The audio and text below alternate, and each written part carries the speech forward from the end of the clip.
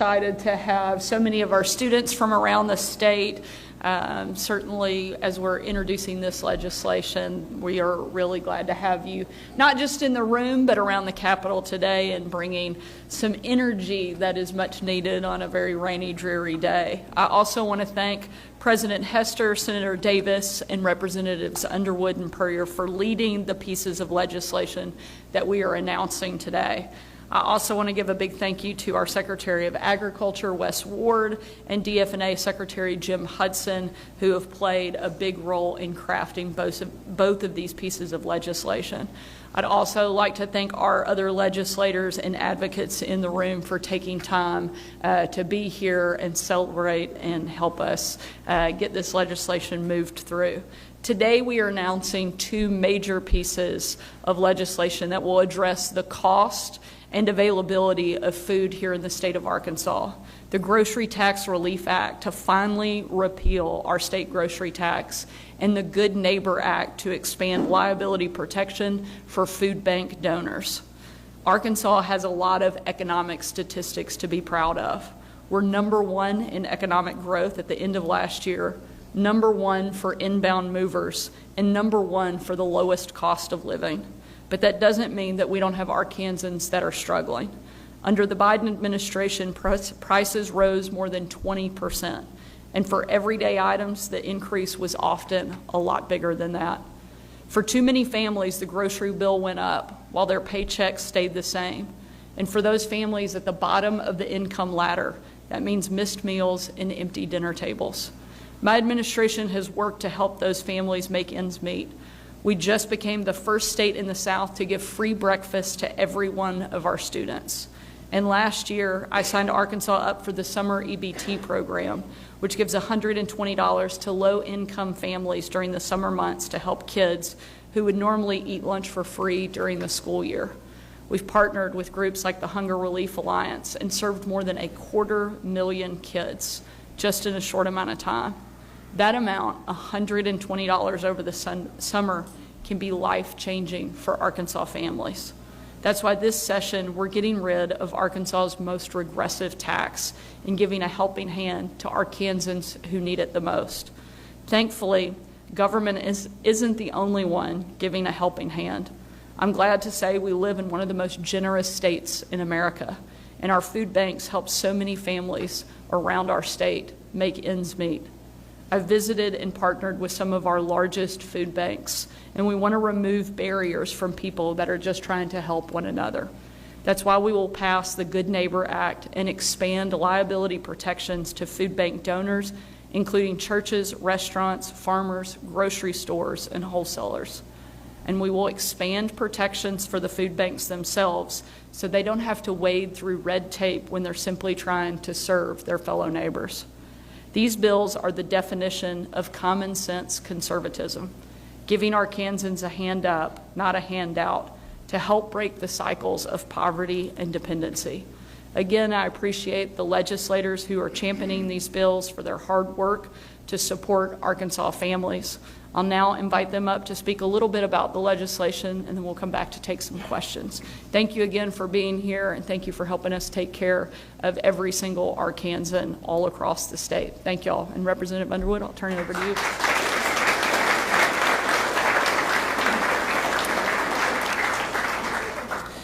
Well, I want to thank Governor Sanders for leading on this issue, and I also want to thank Senator Hester for also sponsoring this legislation, and all my colleagues in the room that will help us get this across the finish line.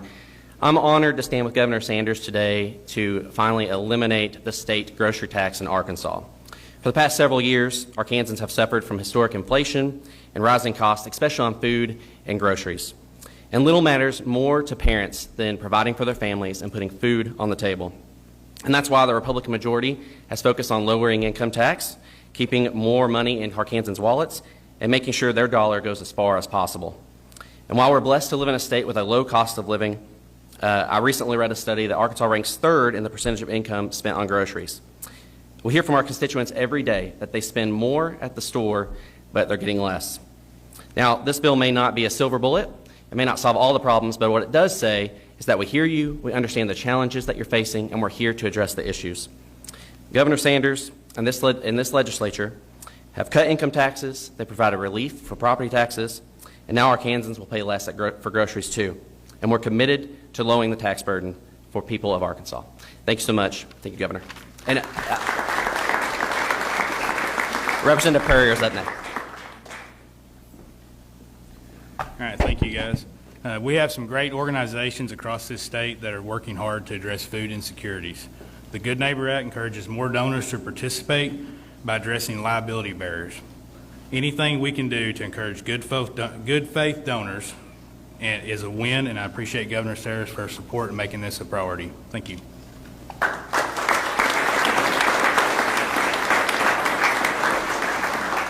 We'll take a couple questions, if there are any.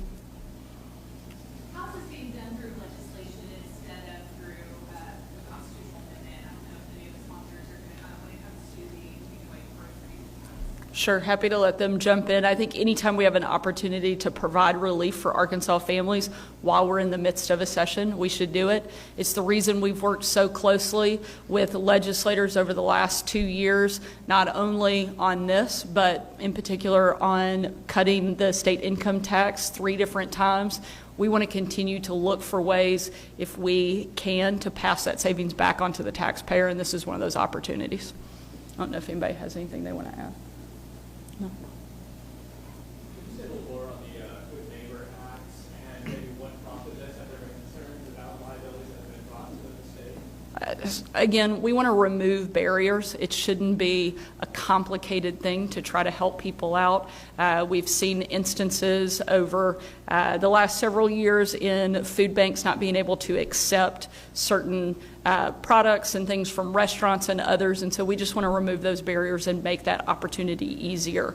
Secretary Ward, or if anybody has anything they want to add, but ultimately it shouldn't be hard to help out your fellow citizens, and so we want to make that as easy as possible. Great. Oh, we got one more? Yes, so with the grocery tax going away, obviously this will affect some state entities that you've kind of been a big advocate for, like the Parks and Tourism and other things. Have they been aware of the money that could be going away? We certainly didn't surprise them. I promise we let them know. At the end of the day, the good thing is that these agencies have very healthy, strong budgets, very confident in their ability to continue to do what we've been doing, which is breaking tourism records. And that's one of the reasons that we have the ability to get rid of the grocery tax, is because our industry is growing so much, and we feel very confident they'll be able to continue not only just to provide great service, but to excel in the way that we have over the last couple years. We had over 50 million visitors to the state last year, bringing in $10 billion in economic revenue to the state. All good things. We think that'll continue to surge and continue to grow. Yes, sir. When do we expect this to go into effect? I think, Jim, you want to jump in on the exact timing? Obviously, we have to pass the legislation, so I'm looking at my friends in the room on how quickly they can get that done.